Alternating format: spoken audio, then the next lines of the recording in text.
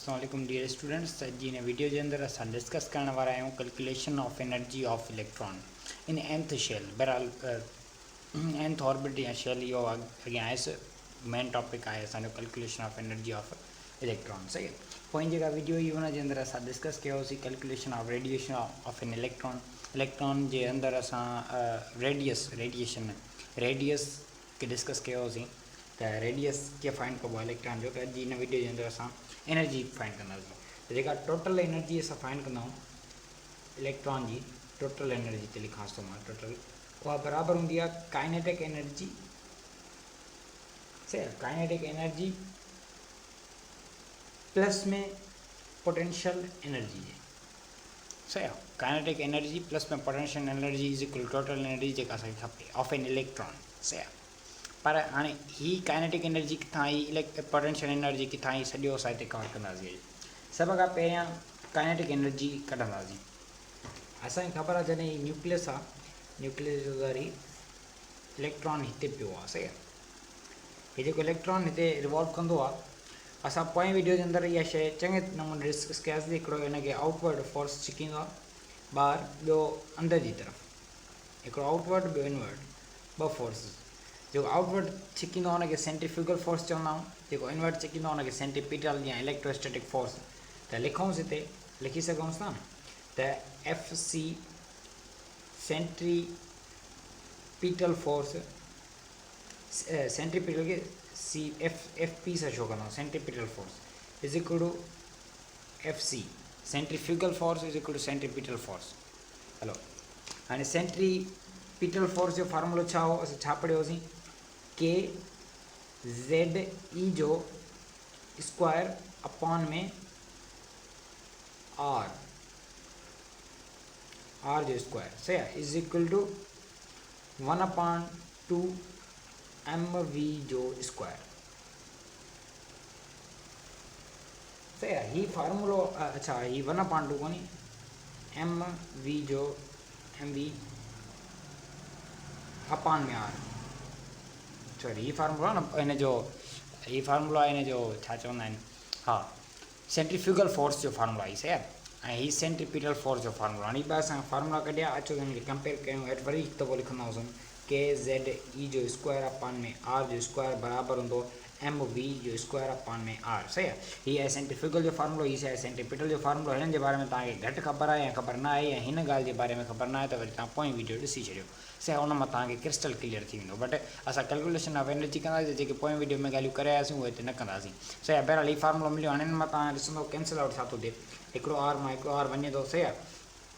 बाक़ी कुझु ख़ासि थिए कोन थो। त फाइनल असांखे हिते मिले थो के ज़ेड ई जो स्क्वायर अपॉन में आर बराबरि आहे एम वी जो स्क्वायर। हाणे पाण छा कंदासीं, असां हिकिड़ी शइ मैथमेटिक्स जेकॾहिं तव्हांजी कुझु सुठी आहे त इहा शइ तव्हांखे ख़बर हूंदी। जॾहिं असां को हिकिड़ी शइ हिकिड़ो कुझु न कुझु असां को फंक्शन था कयूं, को ऑपरेशन था अप्लाई कयूं लेफ्ट साइड त उहो राइट साइड में अप्लाई कयूं था, ॿिन्हिनि साइड अप्लाई कयूं था, त उहो एप्लीकेबल हूंदो आहे मैथमेटिक्स में। सही आहे। इहो रूल आहे हिकिड़ो मैथमेटिक्स जो, त को ऑपरेशन था कयो था, कुझु न कुझु कयो था हेॾां, त उहो साॻियो हिन पासे कयो था त इहो ऑपरेशन एप्लीकेबल आहे, पोयों टर्म वापसि मिले थो त एप्लीकेबल आहे। त ईअं ई असां छा था कयूं, 1/2 बोथ साइड था कयूं, 1/2 ऑन बोथ साइड। सही आहे। 1/2 ऑन बोथ साइड था कयूं त असांखे मिले थो छा, असांखे थो मिले 1/2, हीअ थो खणी अचांव, एम वी जो स्क्वायर इज इक्वल टू 1/2 के ज़ेड ई जो स्क्वायर अपॉन में आर। मूं कुझु बि न आहे कयो, सिर्फ़ु ऐं सिर्फ़ु छा कयो आहे, हीअ जेको हीअ ॿ लिखियल आहे न टर्म, हिकिड़ो हीअ ॿियो हीअ, छा कयमि हिनखे हिन पासे खणी आयसि, हिनखे हिन पासे खणी आयसि, ऐं 1/2 ॿिन्हिनि सां गॾु करे छॾियमि, हिन सां बि ऐं हिन सां बि। हाणे असां पढ़ी आया आहियूं त हीअ जेको आहे 1/2 एम वी जो स्क्वायर, हीअ छा आहे, काइनेटिक एनर्जी। हीअ बराबरि हूंदो काइनेटिक एनर्जी ते। त के ई ते लिखी सघूं था असां, जीअं बिल्कुलु लिखी सघूं था के ई बराबरि हूंदी असांजी इज़ इक्वल टू, ॾिसी छॾियो तव्हां, 1 खे मल्टीप्लाई कयो हिन सॼे खे हिन वैल्यू सां मल्टीप्लाई कयो, 1 खे मल्टीप्लाई करे छॾियो के सां, त के साॻियो अची वियो, ज़ेड सां मल्टीप्लाई कयो हुनखे ज़ेड साॻियो, ई सां मल्टीप्लाई कयो ई जो स्क्वायर साॻियो, अपॉन में 2 आर ॾेई छॾियो। सही आहे। ऐं हिते आर सां गॾु एन ॾेई छॾंदासीं, छो जो एन माना ऑर्बिटल आहे, नंबर ऑफ ऑर्बिटल्स ॾिना हूंदा, एन माना आर रेडियस कंहिं न कंहिं ऑर्बिट जो असां कढंदा त आर सां गॾु एन असां ॾेई सघूं था हिन में, इहा शइ माना मैंडेटरी सम्झिजो। चए त काइनेटिक एनर्जी बराबरि आहे हिन जे। हाणे असांखे काइनेटिक एनर्जी जिथे काइनेटिक एनर्जी असांखे मिली वई त उहा छाजे बराबरि हूंदी आहे। हाणे जिथे बि असांखे काइनेटिक एनर्जी जो ज़िक्र कंदासीं त हीअ वैल्यू रखे सघूं था आसानी सां, सही आहे। हिकिड़ी असांखे काइनेटिक एनर्जी मिली वई। हाणे ॿी छा असांखे खपे, बाक़ी का असांखे खपे पोटेंशियल एनर्जी। हाणे पोटेंशियल एनर्जी ते अचो, काइनेटिक एनर्जी जो किसो हिते ख़तमु थियो। हलो हाणे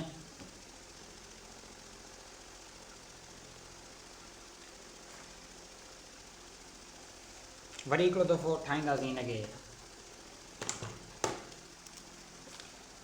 साॻियो न्यूक्लियस असांजो,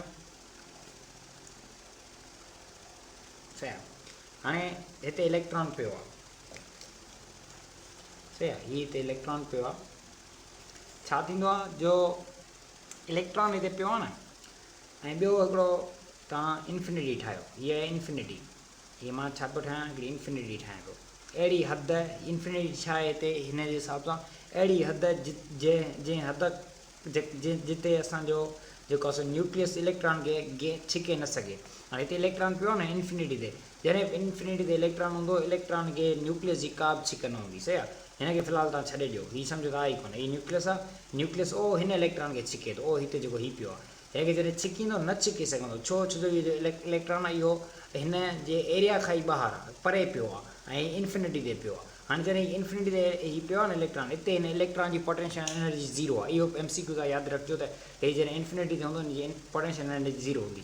हाणे जॾहिं हिन इंफिनिटी खां असांखे आणिणो आहे न्यूक्लियस ताईं, सही आहे। ओ हिन इंफिनिटी खां जॾहिं असां न्यूक्लियस ताईं आणींदासीं हिनखे, न्यूक्लियस ताईं असांखे हिनखे आणिणो आहे त असांखे हिन ते वर्क डन करिणो पवंदो, को डिस्टेंस कवर करण लाइ। छा करिणो पवंदो, हिनखे हिन ते वर्क डन करिणो पवंदो, सही आहे।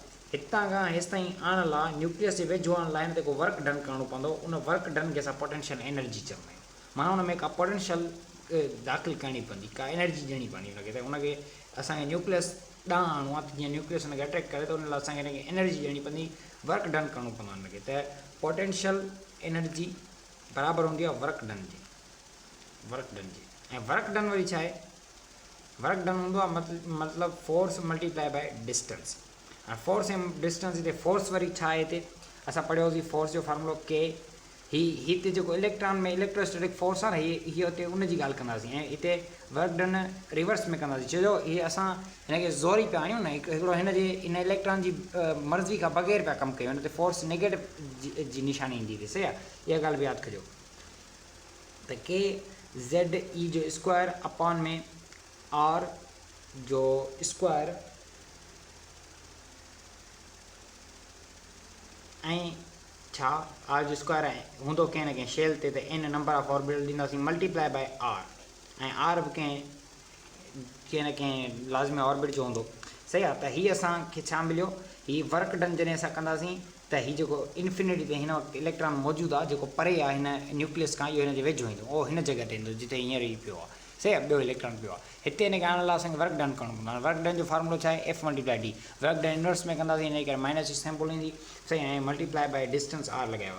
हिकिड़े R मां हिकिड़ो R कैंसिल थी वियो। हाणे बाक़ी असां वटि छा बचो, पोटेंशियल एनर्जी बराबरि हूंदी आहे असांजी माइनस KZE जो स्क्वायर अपॉन में R ऐं हिते N जी छॾियो, सही आहे। असांखे हितां हाणे पोटेंशियल एनर्जी बि मिली वई।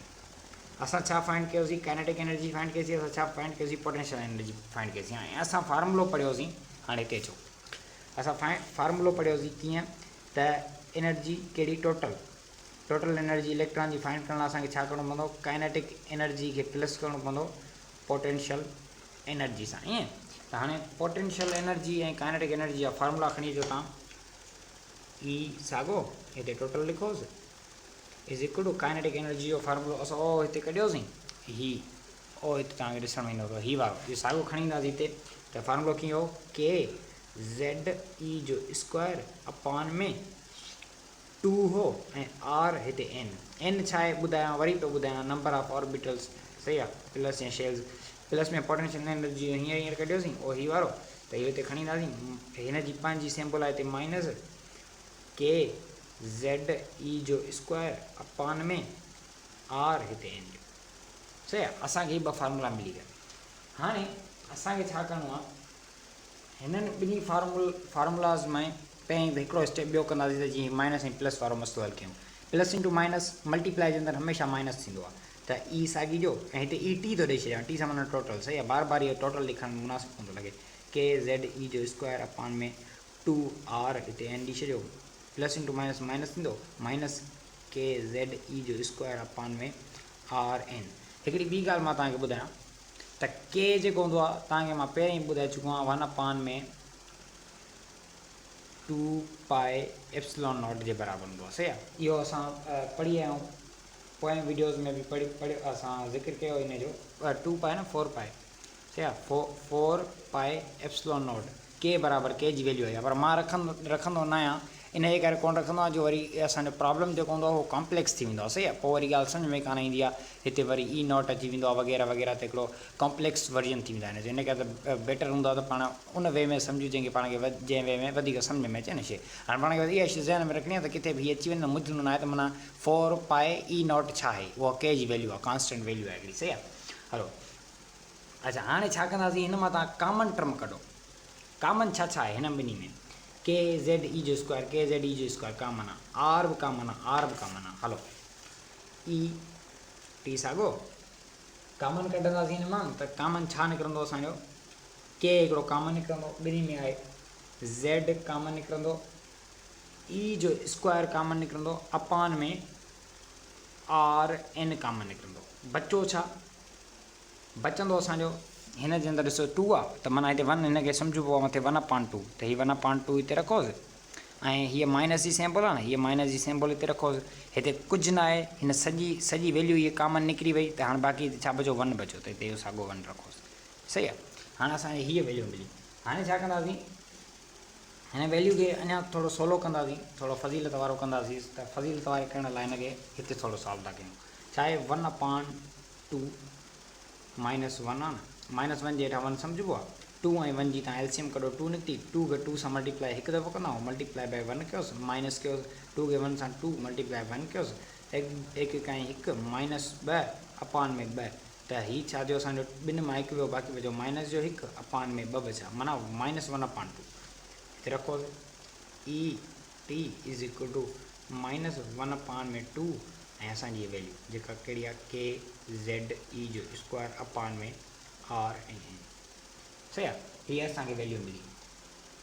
हाणे असां पढ़ियोसीं त पोइ वीडियो जेका हुई उनजे अंदरि असां छा कयोसीं, रेडियस कढियोसीं न, हिन सॼे में तव्हांखे किथे रेडियस ॾिसे थो, जी बिल्कुलु असांखे रेडियस ॾिसण में अचे थो, हिन में रेडियस हिन जो किथे आहे, असां वटि हिते रेडियस आहे सही आहे, 1 सेकेंड, ये असांखे रेडियस मिले थो, ऐं रेडियस जी असां पोइ वीडियो में वैल्यू पढ़ीसीं त आर एन यानी जेको रेडियस हूंदो आहे कंहिं ऑर्बिटल जो, उहो बराबरि हूंदो 0.529 मल्टीप्लाई 10 पावर -10, ऐं -10 खे 0.529 ऐं एंगस्ट्रॉम हीअं लिखंदा आहियूं असां सही आहे। हीअ छा आहे, आर रेडियस असां कढियो।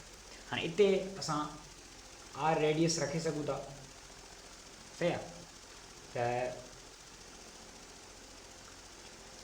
हीअ असांजो कीअं थींदो, कंदासीं कुझु ईअं जो असां हिते हिकिड़ी ॿी शइ जेका राहियूं पिया उहा इहा आहे त एन जो स्क्वायर अपान में ज़ेड बि त हूंदो आहे न हिन सां गॾु, जॾहिं पाण पोइ वीडियो तव्हांखे अगरि यादि हुजे त हुन में असां जेको रेडियस जो फार्मूलो कढियो हुन में हीअ बि गॾु हुई हीअ वैल्यू सही आहे, ऐं उन सां गॾो गॾु थी सॼो। हलो बहरहाल हाणे छा कंदासीं, पुट आर एन इन इक्वेशन, हिनखे 1 इक्वेशन जो नालो ॾियो, इक्वेशन नंबर 1 सही आहे। हलो हाणे इहे पुट था कयूंसि वैल्यू, कॉम्प्लेक्स न आहे, इहे बिल्कुलु ईज़ी आहे, ई टोटल एनर्जी बराबरि आहे, ऐं हीअ बि असां वैल्यू गॾियूंसि था, त हीअ -1/2 त साॻियो रहियो जीअं हो। ऐं हाणे छा कंदासीं, के ज़ेड ई जो स्क्वायर हीअ वारो साॻियो, ऐं हाणे हीअ जेका वैल्यू एड थी आहे, हिते आर एन हो न, त हाणे हीअ ज़ेड मथे वेंदो हलियो, एन स्क्वायर हेठि ईंदो, छो हेठि ईंदो, छो हीअ इनवर्स में आहे, आर एन असांजी हीअ वारी वैल्यू जिथे जंहिंजी जॻह ते असां हीअ सॼी वैल्यू रखूं था न, हिन आर एन जी जॻह ते असां हीअ सॼी वैल्यू था रखूं, हिन आर एन जी जॻह ते वरी पोइ चवां त हीअ सॼी वैल्यू था रखूं, जेकॾहिं हीअ सॼी वैल्यू रखंदासीं त हीअ जेका वैल्यू उबती थींदी, इनवर्स थींदी, छो हीअ डिवाइड में आहे हिते, त कीअं इनवर्स थींदी, एन जो स्क्वायर अपान में ज़ेड आहे न, ज़ेड मथे रखोसि, मल्टीप्लाई सां अपान में रखोसि हिते अपान में हींअर आर एन हुयो न, हाणे हीअ वैल्यू सॼी ऐं उन सां गॾोगॾु एन जो स्क्वायर रखोसि। हीअ वैल्यू कीअं 0.529 एंगस्ट्रॉम मल्टीप्लाई बाय एन जो स्क्वायर। सही आहे। आई होप हेसि ताईं तव्हांखे का बि कंफ्यूजन कान रही हूंदी। सिर्फ़ु ही इनवर्स में हो, इन जे करे हीअ वैल्यू बसि उबती करे हिते इनवर्स में रखी आहे। हीअ वैल्यू कहिड़ी रखी अथऊं, हीअ जेका रेडियस वारी हुई उहा हिते रखी अथऊं वैल्यू। सही आहे। हाणे छा कंदासीं, ई टोटल एनर्जी ये जो 1 आहे न हिन सां मल्टीप्लाई करे छॾियो तव्हां, मथी वैल्यू सां 2 हेठी वैल्यू सां मल्टीप्लाई करे छॾियो। जॾहिं 1 मथी वैल्यू सां मल्टीप्लाई कयोसीं त असांखे माइनस के ज़ेड ई जो स्क्वायर मल्टीप्लाई ज़ेड अपान में छा मिलियो 2 खे जॾहिं असां मल्टीप्लाई करायो न हिन वैल्यू सां सॼी सां त असांखे मिलियो फाइनली जेको आंसर असांखे मिलंदो। अच्छा फ़िलहाल मल्टीप्लाई करायो just 2 multiply 0.529 angstrom multiply by n जो स्क्वायर। सही आहे। हाणे हिननि खे जॾहिं हेठनि खे सॉल्व कंदासीं या वरी हीअ जेका हीअ वैल्यू आहे मथी इन सॼीअ खे सॉल्व कंदासीं त फाइनल जेको असांखे टोटल एनर्जी मिलंदी न। हाणे ही माना हिन जो जेको के कांस्टेंट आहे इहा वैल्यू ज़ेड जी वैल्यू ई जे स्क्वायर जी वैल्यू मल्टीप्लाई ज़ेड जी वैल्यू या हीअ जेको बि आहे हिन सॼी जी वैल्यू रखंदासीं त ई इज़ इक्वल टू असांखे आंसर मिलंदो -21.8 मल्टीप्लाई 10 ते पावर -19 एन जो स्क्वायर अपान में ज़ेड साॻियो। सही आहे। अच्छा न बल्कि ज़ेड जो स्क्वायर सॉरी ज़ेड जो स्क्वायर अपान में एन इज़ ज़ेड जो स्क्वायर अपान में एन जॉल पर एटम। हाणे हिकिड़ो मिनट सम्झूं था त मां चवां छा पियो सॼो तव्हांखे ॿुधायां थो। तव्हां आई नो कॉम्प्लेक्स थी वई आहे शइ हिकिड़ी कंहिं तरीक़े सां। ॾिसजो हाणे पोइ वीडियो में बि असां पढ़ियो होसीं त लास्ट में असां छा कयोसीं, जेके वैल्यू कांस्टेंट हुयूं न, मिसाल जे के आहे के हिकिड़ो कांस्टेंट हाणे जेका स्पेसिफिक वैल्यू आहे। सही आहे। ई इलेक्ट्रॉन आहे न, इलेक्ट्रॉन जी जेका वैल्यू आहे का इलेक्ट्रॉन जी वैल्यू आहे। हाणे जेको ज़ेड आहे न ज़ेड जी बि का वैल्यू आहे पर कांस्टेंट न आहे, कांस्टेंट न आहे। ज़ेड छा आहे एटॉमिक नंबर आहे। सोडियम जो अलॻि हूंदो, हाइड्रोजन जो अलॻि हूंदो, लिथियम जो अलॻि हूंदो, बर्लियम जो अलॻि हूंदो, बोरान जो अलॻि हूंदो। केरु एटॉमिक नंबर माना जंहिंखे असां ज़ेड सां शो कयूं पिया हिते। इलेक्ट्रॉन कांस्टेंट आहे पर एटॉमिक नंबर जेको ज़ेड आहे इहो कांस्टेंट कोन्हे। सिमिलरली हेठि जेको एन जो स्क्वायर आहे इहो बि कांस्टेंट कोन्हे को। हाणे जेके कांस्टेंट हूंदा उन्हनि जी हिते वैल्यू रखंदासीं। जीअं के आहे के जी हिते असां वैल्यू रखी, के जी वैल्यू रखीसीं, हेठां हिन जी जेको आर आहे रेडियस आहे हिन जी वैल्यू रखीसीं, हिन खे पाण में सॉल्व कयोसीं त असांखे ओ ही वारो आंसर मिलियो। ही 2 मल्टीप्लाई कयो मां। सही आहे। ही 2 ही सॼो मल्टीप्लाई करायमि त हीअ असांखे आंसर मिलियो। हीअ आंसर मिलियो सॼो। हाणे छा पियो कयां मां हिन खे ड्राइवस हीअ जेको ज़ेड जो स्क्वायर आहे हीअ किथां आंदुमि इहो ॾिसांव। हीअ जेको हीअ ज़ेड आहे न हिकिड़ी हीअ ज़ेड ॿी हो हीअ ज़ेड, ज़ेड जो स्क्वायर थी वियो ऐं एन जो स्क्वायर हीअ वारो साॻियो। सही आहे। हीअ एन जो स्क्वायर ज़ेड जो स्क्वायर ऐं एन जो स्क्वायर मूं छो ॿाहिरि कढी रखियो आहे उनजो पोयां हिकिड़ो रीज़न आहे। रीज़न कहिड़ो आहे, रीज़न कुझु ईअं आहे जो ज़ेड जेको आहे न ज़ेड जो स्क्वायर या वरी ज़ेड जेको आहे एटॉमिक नंबर हूंदो आहे, हर कंहिं एटम वाला इहो डिफरेंट हूंदो आहे। इन जे करे इन जी का कांस्टेंट वैल्यू न आहे। पाण कांस्टेंट आहे हिकिड़ो पर उनजी का वैल्यू कांस्टेंट कान्हे का। सही आहे। हर एटम वाला मुख़्तलिफ़ हूंदो आहे। इन जे करे ज़ेड जो स्क्वायर करे मूं ॿई कढी ॿाहिरि रखी छॾियोसि। बाक़ी के ऐं ज़ेड के ऐं ई जो स्क्वायर हो उन जूं ॿ कांस्टेंट वैल्यू उहे हुते रखियोसीं। हेठि 2 मल्टीप्लाई करायोसीं 0.529 सां जेका रेडियस जी वैल्यू हुई, रेडियस जा जेके कांस्टेंट आहे पोइ वीडियो में पढ़ियासीं उन्हनि जी जेका वैल्यू उहा हुई त हिननि खे पाण मल्टीप्लाई कयोसीं। ही पाण में मल्टीप्लाई करे हिननि सां डिवाइड कयोसीं। फाइनल जेको आंसर आयो -21.8 मल्टीप्लाई 10 ते पावर -19 ज़ेड जो स्क्वायर एन जो स्क्वायर जॉल पर एटम, जॉल पर एटम में मिलियो आहे। हिन जॉल पर एटम मां असां कंहिं ॿिए में बि लिखी सघूं था। टोटल एनर्जी हाणे असां जेकॾहिं मिसाल जे तौर ते लिखूं त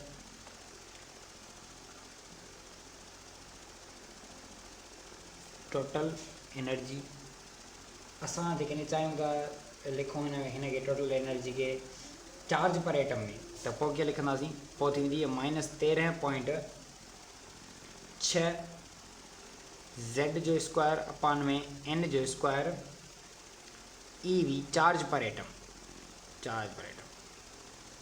हाणे हीअ वैल्यू थी चार्ज पर एटम में। सही आहे। अञा जेकॾहिं कंहिं ॿिए में लिखूंसि जीअं पंहिंजे बुक में ॾिनल आहे, बुक में असां पंहिंजे में ॾिनल आहे किलो जॉल पर मोल में। हाणे किलो जॉल पर मोल में कीअं लिखंदासीं हिन खे, हाणे साॻियूं वैल्यूज़ रखो वरी हिन खे किलो जॉल पर मोल में सॉल्व कंदासीं त इन जो जेको फाइनल किलो जॉल पर मोल मां हिते थो लिखांसि किलो जॉल पर टोटल एनर्जी जेका ईंदी किलो जॉल पर मोल में उहा जीअं ईंदी जो -13 12 मल्टीप्लाई 10 ते पावर हूँ अचे हाँ 10 ते पावर -2 अचे हाँ पर जेकॾहिं असां हिते पॉइंट ॿ दफ़ा हेॾां खणी वियासीं त ॿियो अलाए हिते था लिखोसि total energy is equal to -13 12 Z जो स्क्वायर N जो स्क्वायर किलो जोल पर मोल सही आहे किलो जोल पर मोल हीअं हिनखे लिखंदासीं। आई होप तव्हांखे ख़बर पइजी वेंदी। अञा हिकिड़ी ॿी शेप तव्हां मूंखे डिस्कस करणी आहे हिते उहा ॾाढी इंपॉर्टेंट आहे। सही आहे हीअ आंसर आयो असांजो बट स्टिल हिकिड़ी ॿी शइ जेका ॾाढी इंपॉर्टेंट आहे बुक जे अंदरि बि आहे त बेटर इज़ की मां तव्हांखे ॿुधाए छॾियां।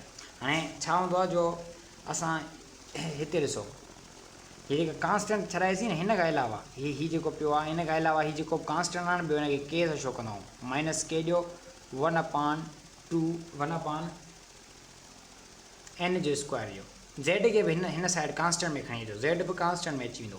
हाणे जेका हीअ आहे न वैल्यू हीअ बि असांजो टोटल एनर्जी आहे टोटल एनर्जी असांजी बराबरि हूंदी आहे हिन जे सही आहे। हाणे हीअ -k किथां आयो -k हिकिड़ो कांस्टेंट आहे सही आहे हिन सॼी वैल्यू जो हिकिड़ो कांस्टेंट आहे -k पर N जो स्क्वायर अलॻि रखंदासीं ॿाहिरि सही आहे -k हिकिड़ो कांस्टेंट जो टोटल एनर्जी -k 1/n जो स्क्वायर सही आहे हीअ बि टोटल एनर्जी जे बराबरि हूंदी आहे असांजी। आई होप तव्हांखे हीअ क्लियर थी वियो हूंदो। हाणे बाक़ी बुक जे अंदरि बि असांजी जे ईअं बिल्कुलु ईअं ई मैंशन करायल आहे हिते अस में 13-12 लिखियल आहे 13 लिखियल आहे मां 13-12 कढी आहे वैल्यू हिन खे बि सेटल डाउन करे छॾियो। ऐं मूं जेको तव्हांखे ॿुधायो पियो न त जेको आहे सो हीअ ॾिसो 8E0 आहे। हाणे 8E0 ॿियो कुझु बि कोन्हे हिते ॾिसो के किथे बि तव्हांखे कोन थो ॾिसण में अचे न पाण वरी के रखियो हो त हाणे के हिकिड़ी कांस्टेंट वैल्यू आहे सही आहे त हिते हिन जॻह ते हिन सॼी जॻह ते पाण के रखे सघूं था इहो को ख़ासि हिन जो इशू न आहे। बाक़ी इहो ई हो कैलकुलेशन ऑफ एनर्जी असां इन तरीक़े सां कंदासीं। असां फाइनल फार्मूलो जेको हीअ कढियोसीं हिकिड़ो ऐं ॿियो असां वटि जेको आहे हीअ बि फार्मूलो आहे बहरहाल हिन खां बेटर आहे त तव्हां हीअ फार्मूलो रिमेंबर करे छॾियो। बाक़ी के जी वैल्यू टोटल एनर्जी जी वैल्यू बि कढीसीं। स्टिल का क्यूरी आहे का क्वेश्चन आहे तव्हां कमेंट करे सघो था बायो में व्हाट्सअप जी लिंक आहे उन ते राब्तो करे सघो था। मिलंदासीं नेक्स्ट वीडियो में तंहिं वक़्तु लाइ दुआ में यादि शुक्रिया।